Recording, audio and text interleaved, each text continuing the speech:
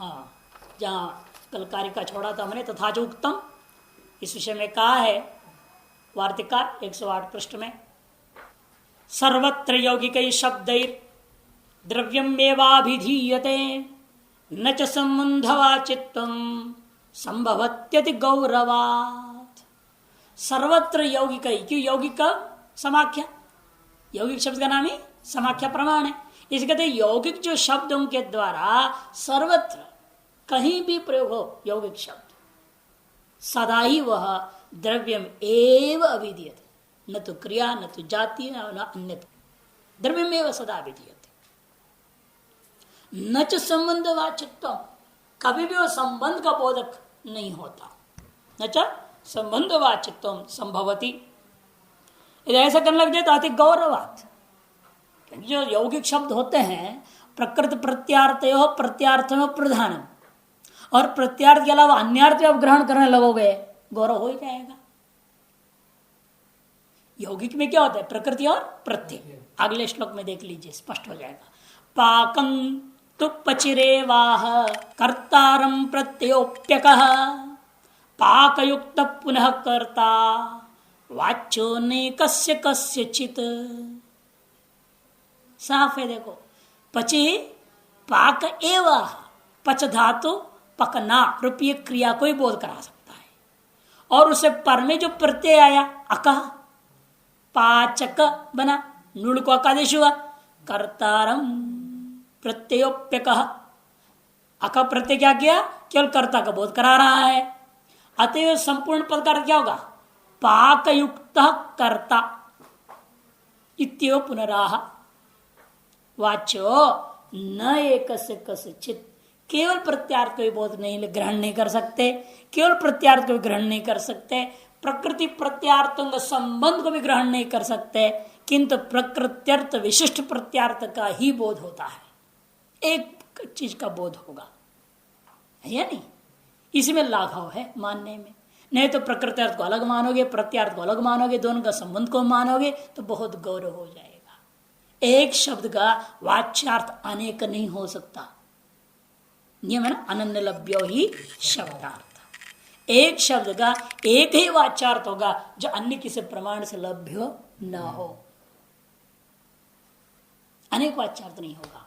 इसलिए हम ले लेंगे पाचक, मैंने पाक युक्त कर्तृत्व, वह द्रव्य एक व्यक्ति विशेष है, वही यौगिक शब्द का अर्थ होता है। फिर उसमें आप आक्षेप लभ्य अनेक अर्थ निकाल सकते हैं, है कि नहीं। आप प्रश्न डालिए, आकांक्षा को उत्थापन कीजिए और जवाब में आप सारे अर्थों को निकाल लीजिए। इन वाच्यार्थ तो एक ही होगा। किंच, इसीलिए पौराशिकम इति समाख्यायाम प्रकृति पौराश मात्रम अभिदत्ते। पौरोडाशिकम, इसमें क्या है, इस समाख्या में अर्थ इस यौगिक शब्द में प्रकृति जो पौराश है वो पौराश मात्र का कथन करता है। तद्धित प्रत्यस्तु, तद्धित प्रत्यय क्या है, पौराश सीदम इति व्युत्पत्त्या कांडम अभिधीयते, वो कांड को बोल रहा है। तो क्या होगा, पौराशम शब्द कर क्या है, पौराश संबंधी कांडम, ये अर्थ हो गया। कांड रूपी द्रव्य का ही बोध कराएगा। कांड का अवयवी, अनेक मंत्र रूपी अवयवों से संबंधित एक अवयवी विशेष का नाम कांड है, ग्रंथ का भाग विशेष बन जाता है।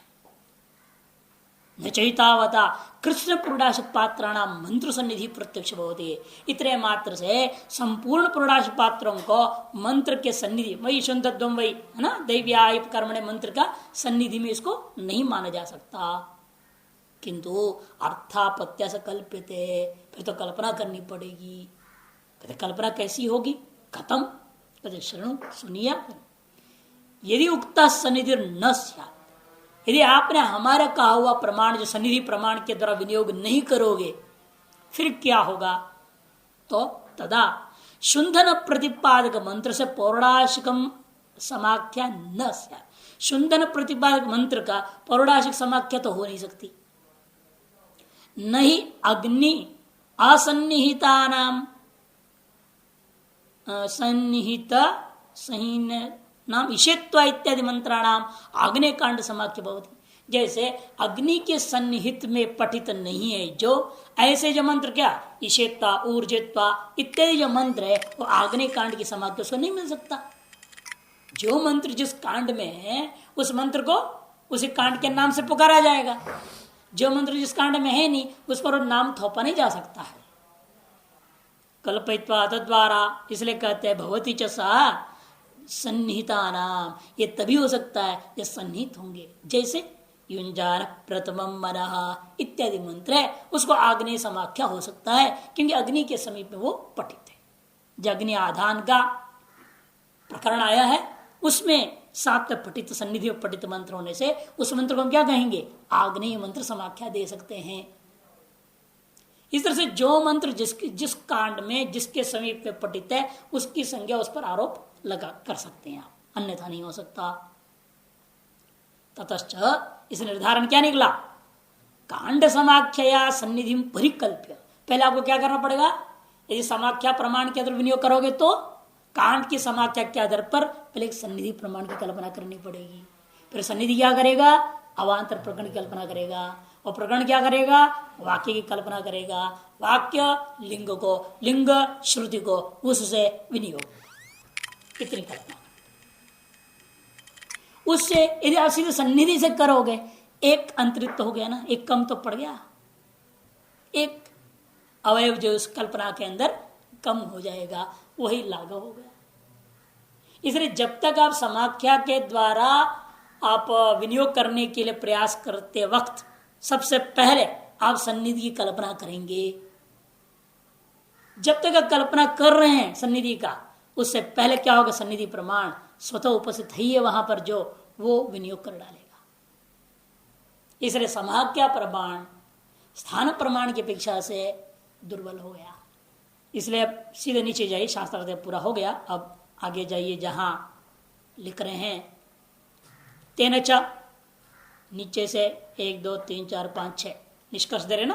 तेन च प्रत्यक्ष सन्निधिना प्रकरणादिनाम चतुर्नामेव कल्पना, प्रकरणादि 4 की कल्पना करनी पड़ती है। इस सन्निधि समाख्यापेक्षा सन्निकृष्यते, इस सन्निधि समाख्यापेक्षा क्या होगी, सन्निकृष्ट हो गई। तस्मात् क्रमेण समाख्याम बाधित्वा, क्रमेण माने स्थान प्रमाण, अभी बोला था ना क्रमश्च स्थानम अनर्थांतरम, अर्थांतर नहीं है, मूल में कहा था। इसलिए क्रमेण माने यहाँ स्थान प्रमाणेन समाख्याम बाधित्वा सान्नाय पात्राणाम शोधने शेषो अयम मंत्रो भवति विप्रीत्याह, सान्नाय पात्रों का शुद्धिकरण में ही इस मंत्र को अंगत्वेन विनियोग करना चाहिए। इस अभिप्राय से मन में रखकर सारी बात कह दी गई। इसका चित्र देखिए, अगला पृष्ठ में दिए हैं दर्श याग, वहां पूर्णमास में लिख दिया उन्होंने उस चित्र के एकदम ऊपर में, वो पूर्णमास को काट दीजिए, दर्श याग बनाइए केवल उसको, क्योंकि दर्श याग का मामले में ही विचार चल रहा है। पूर्णमास का दिन ये होते नहीं है, पूर्णिमा के याग में यह काम नहीं किया जाएगा, केवल दर्श याग में होता है। और उसमें भी 1 2 3 जो नंबर दिए हुए हैं प्रसंख्या छपाया गया है, वो तीनों कर्म कृष्ण चतुर्दशी का दिन होगा, कृष्ण पक्ष चतुर्दशी का दिन होगा, फर्स्ट 3, और 4 5 एवं 6 जो आगे जो है क्रमांक जो दिया गया है, वे तीनों कर्म अमावस्या का दिन होता है। क्या कह देखिए, चतुर्दशी का दिन सायंकाल का समय वत्स का अपाकरण किया जाएगा,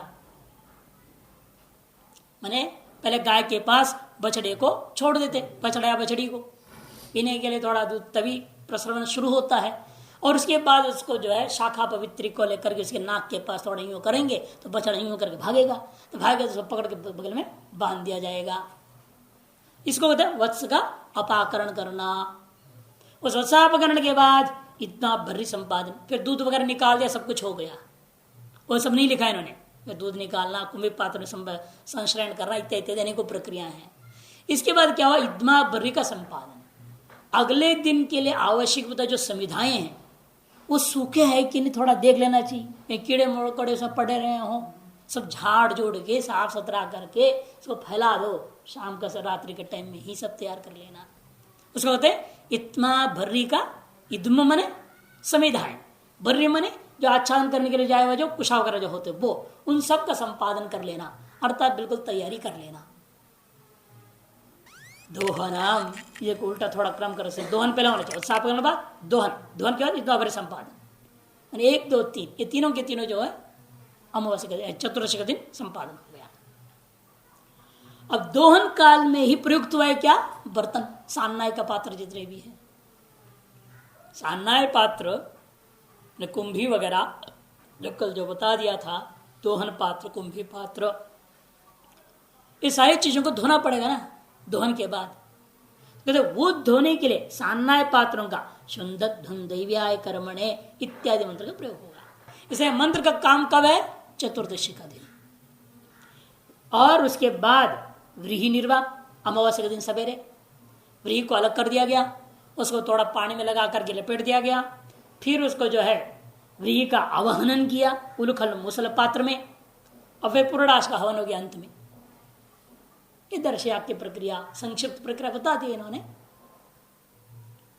अब समाख्या प्रमाण का निरूपण करते हैं। समाख्या निरूपणम, समाख्या यौगिक शब्द, यौगिक शब्द का दूसरा नाम है समाख्या प्रमाण। साच द्विविधा, और 2 प्रकार की होती है समाख्या यौगिक शब्द। एक तो वेदों में प्रयुक्त स्वतः प्रयुक्त शब्दावली है, उनको वैदिकी समाख्या कहेंगे। दूसरी पंडितों ने अपने अनुकूलता के लिए, समझने के लिए उसको बांट करके टुकड़ों में जो है नामकरण कर लिया। इतने मंत्रों का एक नाम रख दिया, इतने मंत्रों का दूसरा नाम रख दिया। नामकरण स्वतः पंडितों ने कर ली। वेद में वेद के कुछ कुछ हिस्सों को अलग अलग नामकरण दे दिया। वो जो नामकरण का क्या नाम है, लौकिकी समाख्या, वैदिकी च लौकिकी च। तत्र होतु चमस भक्षणांगत्वम होत्री चमस इति वैदिक्या समाख्या। होता चमस भक्षण का अंग हो जाता है कि ज्योतिषोम याग में केवल 4 चमस पात्र मुख्य होते हैं। ज्योतिषों में संति 4 चमस। कौन से, होत्री चमस, उद्गात्री चमस, आध्वर्यव चमस और याजमान के चमस, 4 ही होते हैं। होत्री, उद्गात्री, अध्वर्यु और यजमान संजिता। नहीं मिलेगा पुस्तक, मैं बोल रहा हूं। ज्योतिषोम में 4 चमस पात्र हैं, उनमें प्रत्येक नाम स्वयं वेदों ने रख दिया है। वेदों में ही इनका नामकरण हो गया। क्या नाम रखा, एक का नाम रखा होत्री चमस, होत्री चमस, और उद्गात्री चमस, और अध्वर्यु चमस, अंत में यजमान चमस। ब्रह्मा का चमस नहीं कोई, इसलिए मैं जानबूझ के बता रहा था। ज्योतिषों में संति 4 चमस, ज्योतिषों में 4 चमस पात्र होते हैं। होत्रुद्गात्र यजमान संजिता, ये वाक्य है। होत्री चमस में क्या हुआ है, समास हो रखा है ना, होतु चमसः इति होत्री चमस। ये जो समास करके जो पैदा किया हुआ शब्द है, इसको हम क्या कहते हैं, यौगिक शब्द। और वेदों ने नाम तैयार कर लिया, वेदों में ही ये नाम है प्रसिद्ध। ये पंडितों ने नहीं दिया नाम, किसी पात्र विशेष का नाम होत्र चमस नाम रख दिया, पंडितों का बनाया हुआ नहीं है। ये वेदों में स्वतः आया हुआ 16 पात्रों में से 4 पात्रों का नामकरण ज्योतिषों में प्रयुक्तों की ये बात है। इसे कहते हो तो हो चमस भक्षणांगत्वम। इसलिए होत्री चमस में जो हविशेष रह जाता है उसका भक्षण कौन करेगा, है होता करेगा। कैसे निर्णय हुआ, ये शब्द को दे नाम से ही पता चल रहा, होता का चमस है। इस उस चमस पात्र में जो बचा है हविष, उसको कौन खाएगा, वो होता ही खाएगा।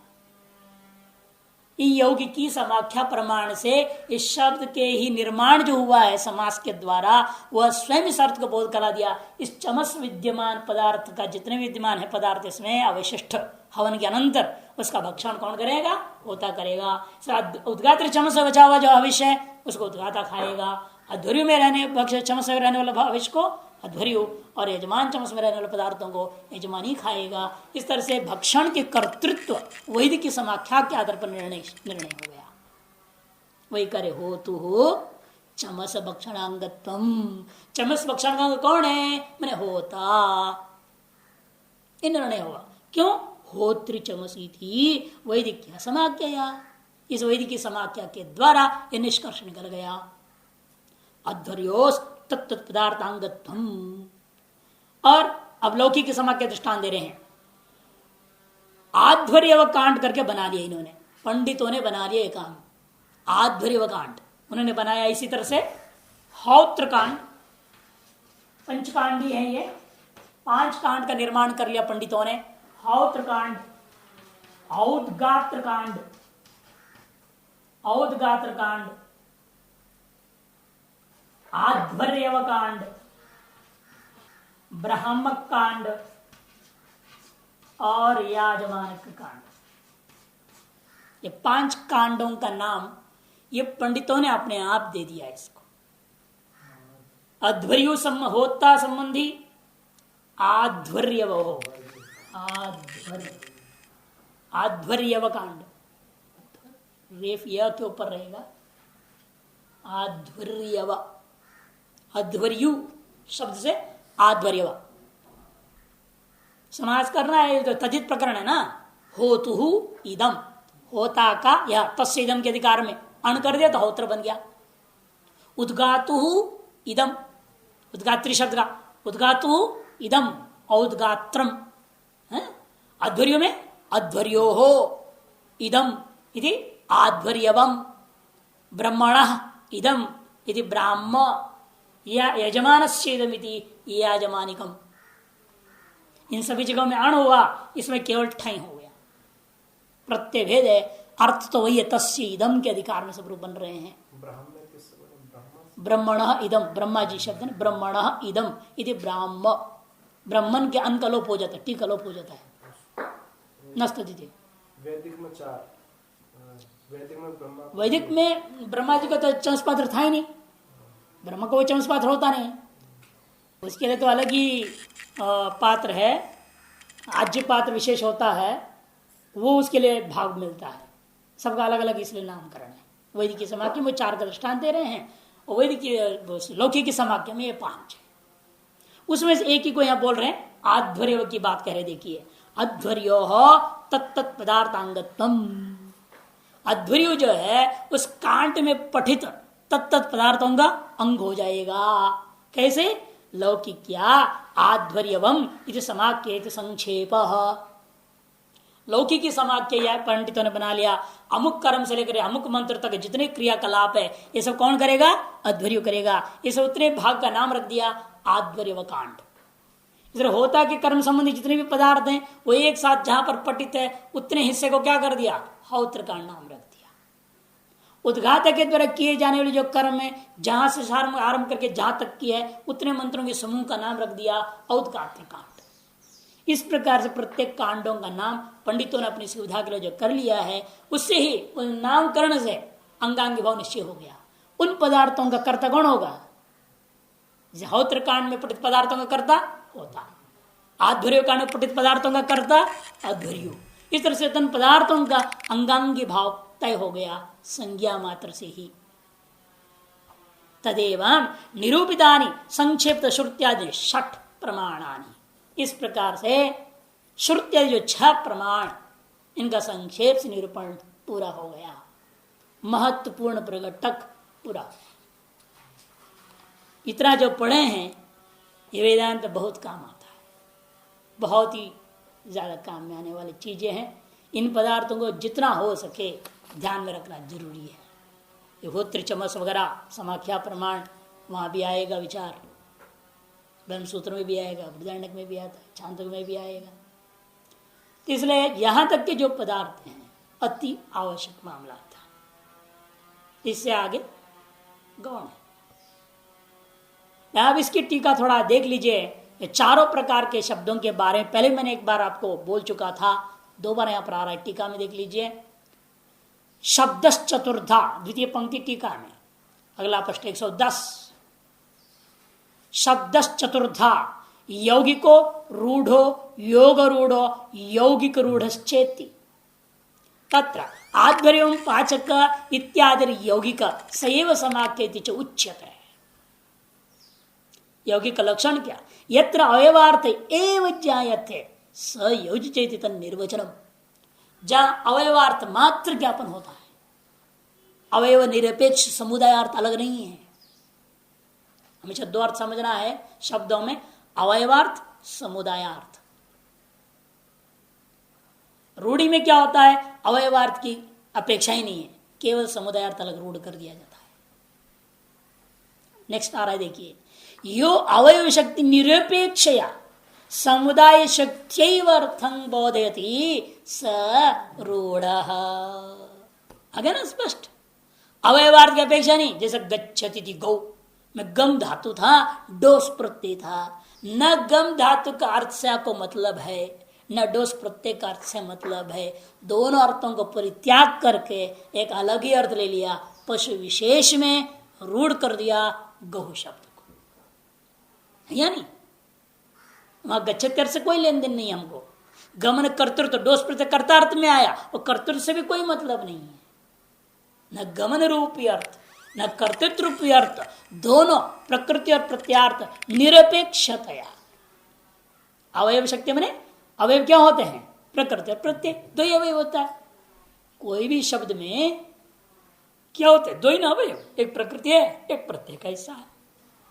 उसके अलावा कोई हिस्सा तो होता नहीं। सुप्तिंगंतम पदम, या तो सुप्रत्यय आएगा या तो तीन प्रत्यय आएगा, या नहीं? और तिंग सुप और तिंग लाने से पहले और भी दुनिया जो भी प्रत्यय करो तो प्रत्यय तो नाम होंगे उनका भी। चाहे शप लाया आपने वो भी प्रत्यय है, तदित लाया आपने वो भी प्रत्यय है, समासांत लाओगे उनका भी नाम प्रत्यय तो है। मैंने प्रकृति और प्रत्यय के अलावा और कोई विभाग है ही नहीं शब्द में। इसलिए अवयव मैंने प्रकृति और प्रत्यय, इनके सापेक्ष अर्थ आप लेते हो, उसका नाम हो गया यौगिक। इनका निरपेक्ष अर्थ लेते हो, उसका नाम हो गया रूढ़।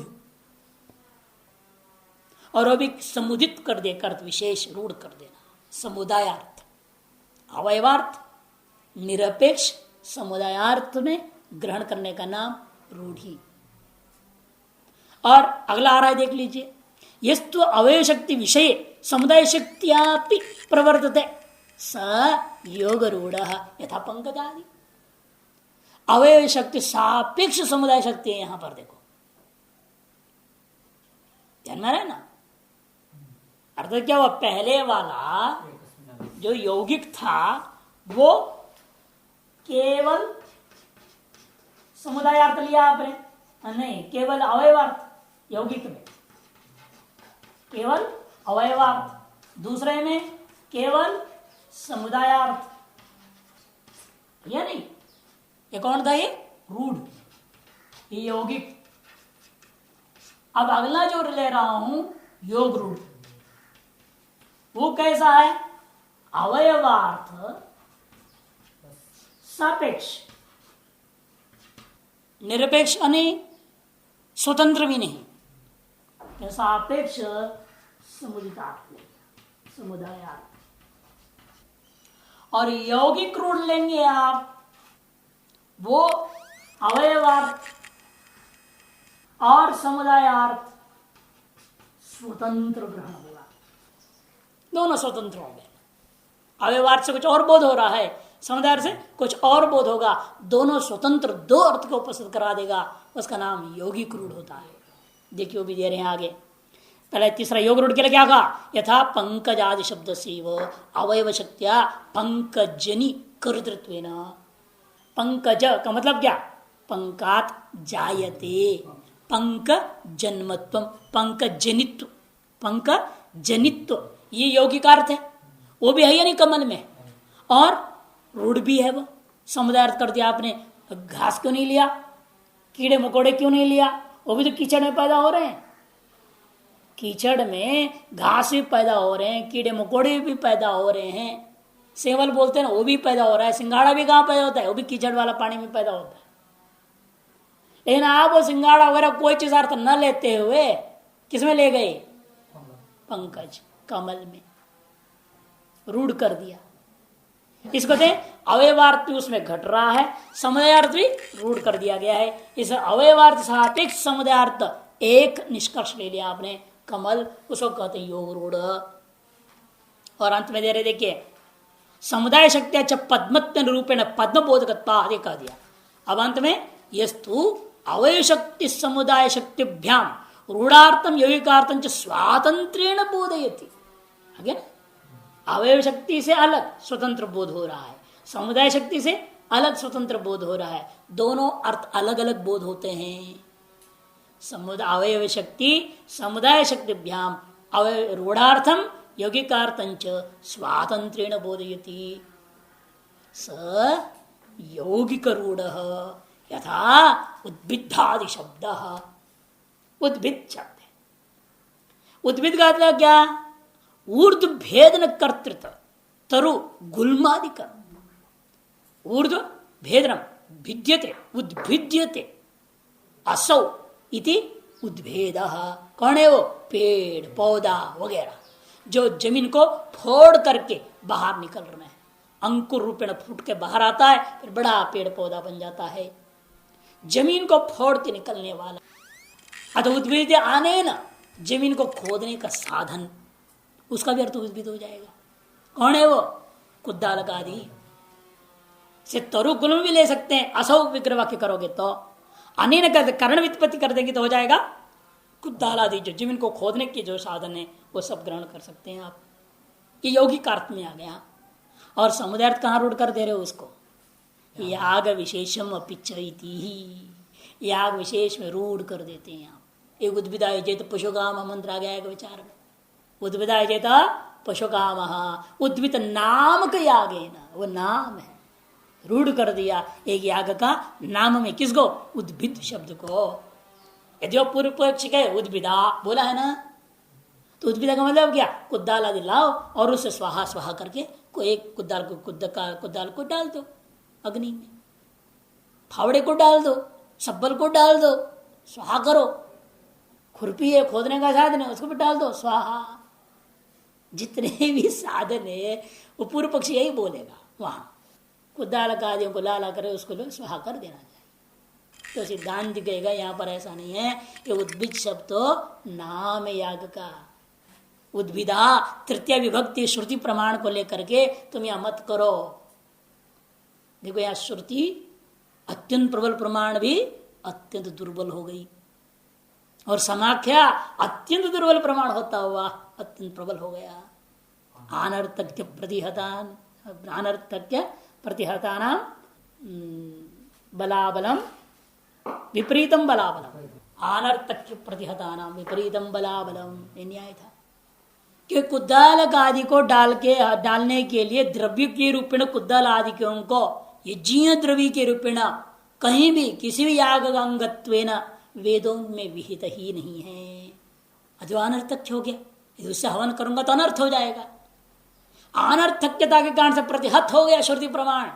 तो यह योगी क्रूढ़ होने के नाते योगी क्रूढ़ शब्द उद्भिदा के कारण से उसका हो गया याग का नाम कर दिया। उसको नामकरण है, वो नामधेय, ये निष्कर्ष कार्य। यथा उद्भिदादि शब्द की सा यौगिक शब्दात्मिका समाख्या तत्रतयो समाख्या और मध्य इत्यादि सुस्पष्ट वाक्य। तो विनियोग विधि बोधित अंगानी, अब कहते विनियोग विधि ने 6 प्रमाणांतर अंगों का विनियोग तो कर दिया। इन अंगों को भी समझना पड़ेगा कितने प्रकार के अंग होते हैं। कुछ साक्षात कर्म का अंग हो जाता है, कुछ परंपरा कर्म में अंग बन रहे हैं, उनका विभाजन करके समझना है। 2 नामकरण देंगे यहाँ, आराध उपकारक अंग और सन्निपत्य उपकारक अंग। वेदांत में विचार होता है इसी प्रकार से। अब साधन चतुष्टय है, ये भी वेदांत का अंग है। इधर गीता कहती है साधन चतुष्टय के अलावा तद विधि प्रणिपातेन परिप्रश्नेन सेवया, ये कह दिया। आगे चल के क्या बोला, श्रद्धावान लभते ज्ञानम तत्पर संयतेन्द्रिय। अब कौन अंग कहा जाएगा, कैसे अन्वय करोगे इसको वेदांत के लिए? प्राथम्यता किसमें रहेगी? श्रवण के पूर्ववर्ती अंग कौन है और विप्रकृष्ट अंग कौन है? तब कहते हैं वहां व्यवस्था देने के लिए ये जो अवगासान चतुष्टयता है, श्रवणाधिकारित्व का जो लक्षण है आता है, ये तो बिल्कुल ही दूर में से रह करके हमें सहयोग देते हैं। इस इनका नाम क्या होता है? सन्निपत्योपकारक है। उसकी अपेक्षा से आरात और समीप है। आरात माने समीप, समीप है अंग। आरात उपकार अंग हो जाएगा तद्विधि प्रणिपाते न। उससे भी समीप कौन हो जाता है? श्रद्धान लभते ज्ञानम तत्प्रसंग। अतः श्रद्धान लभते ज्ञानम तत्प्रसंग आराध उपकारक है और सांचष्टि क्या हो जाता है? सन्निपत्योपकारक है। वहां शब्द आएंगे सन्निपत्य क्या है वो अलग चीज है। ये श्रद्धान लभते ज्ञानम जो बात कर रहे हैं ये श्रद्धा अलग बात है, दोनों में अंतर है। यदि भाष्यकार ने आस्तिक की बुद्धि श्रद्धा लिख दी है, लेकिन वास्तव में सनत कुमार जी अंतर करते हैं इसको छांदोग्य उपनिषद में जाकर के श्रद्धा और निष्ठा में अंतर क्या है, बहुत अंतर स्थापित कर दिया। कहते श्रद्धा तो बहुत निम्न कोटि की चीज, उससे 6 सीढ़ी ऊपर जाकर के निष्ठा है। छांदोग्य उपनिषद में है ना, जो क्रम से वर्णन किया नारद जी को उपदेश सनत कुमार जी ने, वहां पर देखिए स्पष्ट होता है। इसलिए ये अंतरों को ही दिमाग में स्पष्ट रखना पड़ेगा कि वेदांत में अब उसके सहयोग मिलते ये निर्णय देगा। आराध उपकारकता का निर्णय कैसे करोगे आप, सन्निपत्योपकारकता निर्णय कैसे होगा, वो समझाने जा रहे हैं अभी। ये तत्सकृतेन विनियोग विधिना संविदादिभिर उपकृत्य दर्श पूर्णमासाभ्याम विजेत इत्येवं रूपेण यानि विनियोज्यन्ते तानि अंगानि द्विविधानि सिद्ध रूपाणि क्रिया रूपाणि चेति। ये 2 प्रकार के हो जाते हैं। एतत् सहकृतेन विनियोग विधिना, एतत् माने 6 प्रमाण सहकृतेन विनियोग विधिना। ये जो 6 प्रमाण थे श्रुतिलिंग वाक्य प्रकरण स्थान समाख्या, इन 6 प्रमाणों की सहायता से विनियोग विधि के द्वारा आपने क्या किया था? समिधो यजति, तनुपात में यजति इत्यादि अनेकों प्रकार के पदार्थों को अंगांगी भाव निर्णय कर दिया था। समिदादि अंगों के द्वारा उपकार को प्राप्त करता हुआ दर्श प्रणास के द्वारा स्वरूप फल की आकांक्षा करनी चाहिए। इत्यम रूपेण यानी विनियोज्यन्ते, जितने अंग समिदादि अंगों का आपने विनियोग किया है, तानि अंगानि, उन अंगों को प्रथमतः 2 भाग विभक्त करके समझना चाहिए। कौन 2 भाग? सिद्ध रूपाणी क्रिया रूपाणी चेति द्विविधानी। प्रथम 2 प्रकार की है, ये कर्म में जरूरी है, ये वेदांत में लागू नहीं होता। अगले जो विभाग करेगा वो लागू होगा वेदांत में। देखिए सिद्ध रूपाणी का मतलब क्या? तत्र सिद्धानी जाति द्रव्य संख्या आदि। 17 पशुओं का दिया है ना, संख्या भी जरूरी है वहां। 17 पशु को काटना, ज्यादा नहीं कम नहीं। कपिन जलावाने जेता 3 ही कबूतर को लाना है, ज्यादा नहीं। संख्या भी जरूरी है, द्रव्य ही है, जाति भी, स्त्री या पशु। अब पशु में ना पशुना ये तो पुल्लिंग है, अब वहां कोई बकरी को लाएगा तो कैसे चलेगा? पशुना, पशुना तो पुल्लिंग है ना, तो बकरा को ही काटना पड़ेगा, बकरी को नहीं काट सकते वहां। जब पशुना है तो बोल दिया है। से जाति भी महत्व रखता है।